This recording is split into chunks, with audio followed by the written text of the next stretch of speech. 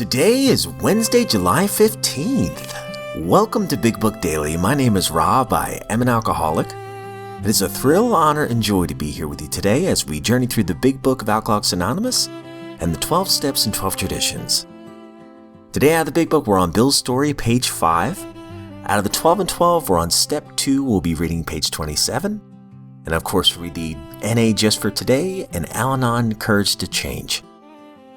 So with that, hope you all are doing well this morning, my friends. Life is good over here. Hey, we're halfway through the week, halfway through the month. But the nice thing is we just got to focus on today. It's crazy to think that, every single day can feel like a Friday or a Saturday morning. Maybe we can have our cereal and watch some cartoons this morning, whatever.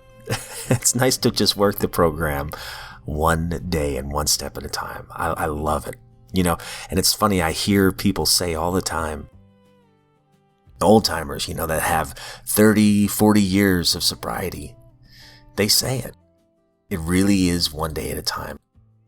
I have one, as a matter of fact, that would always say, I've been sober X amount of days, X amount of months, X amount of years, in that order of importance. But with that, my friends, as my cat meows to go back inside, let's go ahead and get to the good stuff.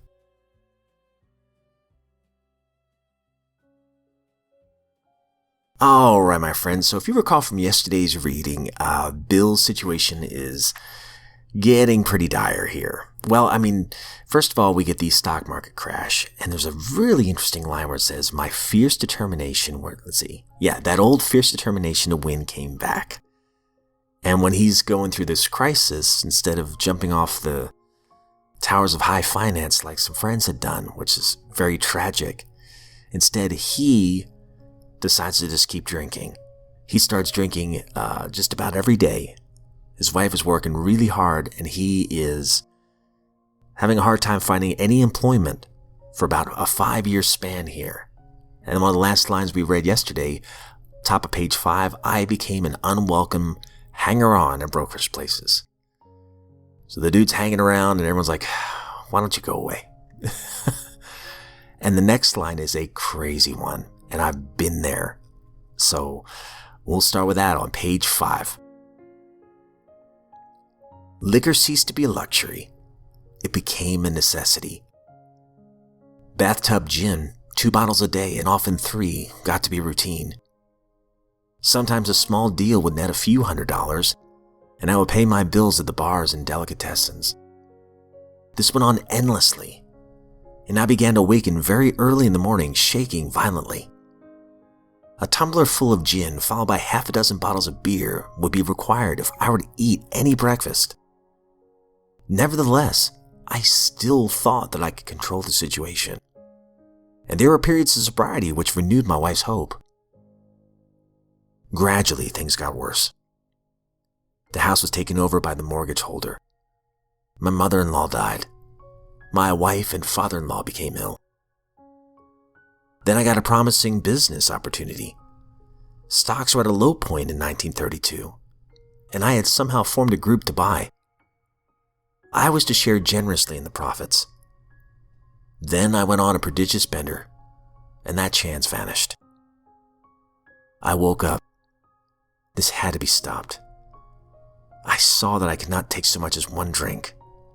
I was through forever. Before then, I had written lots of sweet promises, but my wife happily observed that this time I meant business. And so I did. Shortly afterward, I came home drunk. There had been no fight. Where had been my high resolve? I simply didn't know. It hadn't even come to mind. Someone had pushed a drink my way and I had taken it. Was I crazy? I began to wonder, for such an appalling lack of perspective seemed near to being just that. Renewing my resolve, I tried again. Some time passed and confidence began to be replaced by cocksureness. I could laugh at the gin mills. Now I had what it takes. One day I walked into a cafe to telephone, and in no time I was beating on the bar, asking myself how it happened. As the whiskey rose to my head, I told myself that I would manage better next time. But I might as well get good and drunk then. And I did.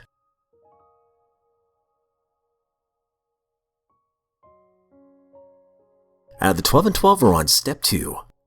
Came to believe that a power greater than ourselves could restore us to sanity.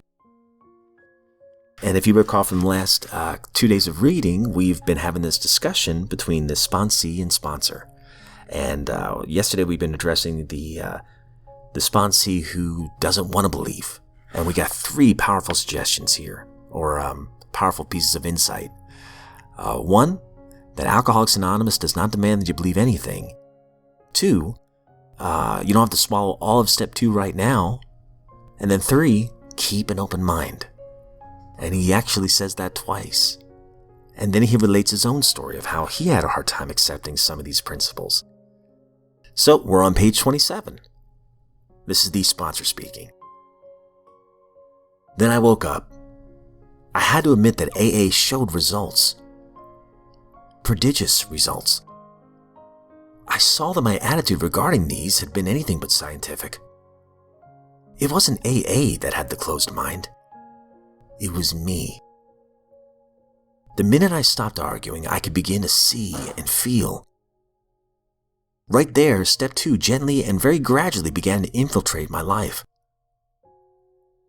I can't say upon what occasion or upon what day I came to believe in a power greater than myself, but I certainly had that belief now. To acquire it, I had only to stop fighting and practice the rest of AA's program as enthusiastically as I could. This is only one man's opinion based on his own experience, of course. I must quickly assure you that AAs tread innumerable paths in their quest for faith. If you don't care for the one I've suggested, you'll be sure to discover one that suits you, if only you look and listen. Many a man like you has begun to solve the problem by the method of substitution. You can, if you wish, make AA itself your higher power. Here's a very large group of people who've solved their alcoholic problem. In this respect, they are certainly a power greater than you, who've not even come close to a solution. Surely you can have faith in them. Even this minimum of faith will be enough. You will find many members who have crossed the threshold just this way. All of them will tell you that, once across, their faith broadened and deepened. Relieved of the alcohol obsession, their lives unaccountably transformed, and they became to believe in a higher power. And most of them began to talk of God.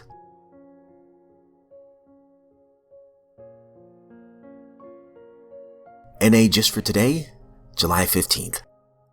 Relations with others. We made a list of all persons we had harmed and became willing to make amends to them all. Step 8.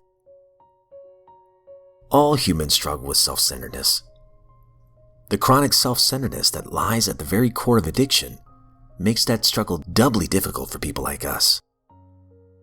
Many of us have lived as if we believed that we were the last people on earth, utterly blind to the effect our behavior has had on those around us. The 8th step is the process our program has given us to honestly examine our past relationships. We take a look at the writing that we did on our 4th step to identify the effects our actions had on the people in our lives. When we recognize harm done to some of those people, we become willing to take responsibility for our actions by making amends to them. The variety of people we encounter in our day and the quality of our relationships with them determines, to a great extent, the quality of our very lives. Love, humor, excitement, caring, the things that make life worth living derive much of their meaning from being shared with others. Understanding this, we want to discover the true nature of our relationships with other people and mend whatever breaks we may find in those relations. We want to work the 8th step. Just for today, I want to fully enjoy the companionship of my fellows. I will examine my relationships with the people in my life. Where I find that I've harmed others, I will seek the willingness to make amends to them.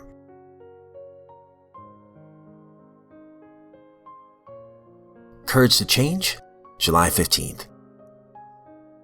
Each of us puts the Al-Anon program into practice in our lives as best that we can, moving at the pace that is right for us. That is why I avoid speaking harshly, using phrases such as get off the pity pot or quit feeling sorry for yourself. Perhaps someone needs more time to work through a painful situation than I do. The story may sound repetitious to me, but who am I to judge? When I'm struggling with my difficulties, I'm so grateful that no one in Al-Anon stands over me with a stopwatch, telling me that I am taking too long when I learn my lessons slowly. A non-judgmental, listening ear can be a great blessing, and I am learning to offer it more freely.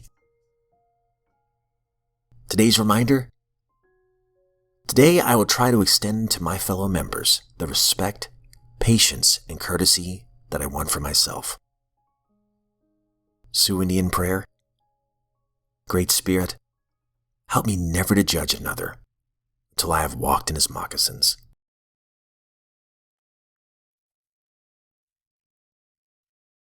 All right, my friends, that concludes today's reading, and some beautiful stuff as always. My goodness. Going back to the big book real quick, talking about Bill here. Man, his life's starting to become unmanageable for sure.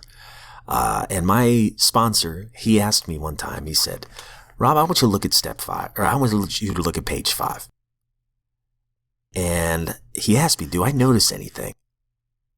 And my first go around, I didn't really catch it.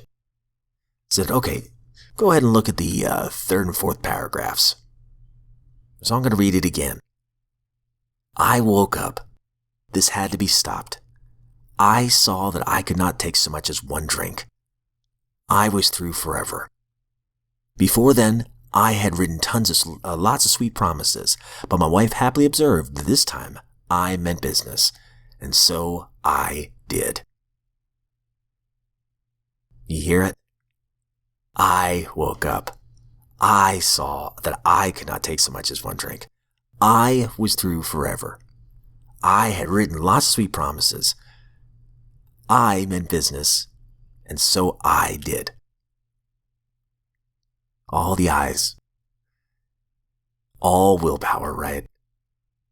I can so relate to Bill here. You know, I'm not going to drink today. I mean business. I'm very serious. I remember lots of times waking up saying, today's the day I quit. I'm done. I'm never drinking again. I remember that and meaning it. I remember even praying and meaning it. And then the mental obsession would start to take place, the insanity. Just like it does for Bill here, shortly afterward, I came home drunk. Where had been my resolve? I didn't know. I've been there.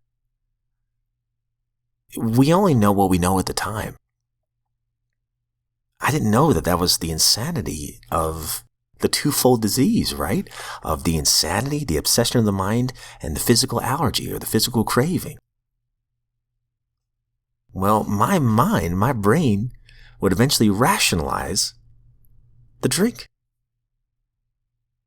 So it's crazy, Bill wrote this back in the 30s, nearly 100 years ago, and I know exactly what he's talking about in 2026. I know exactly what he means. So for me, at least, my willpower was not enough to stay sober. Great stuff. But my friends, that's all we have time for today. I hope you all have a great one. I've been wanting to say this last few days, and I apologize. Please know, if you're sober, you are a miracle. And you're giving a great gift to everybody around you, and you have a unique superpower to help the next suffering alcoholic. And if you're not sober, I hope you know that you're a miracle as well. Because you're alive today. You still have the opportunity to change some things in your life. To make the first step toward change, and there are people dying to help you. And by letting them help you, you're helping them. So I pray that today you would have the honesty open-mindedness, as that sponsor was talking about, and willingness to make that first step today toward change. Your best chapters are yet to be written. I promise you that.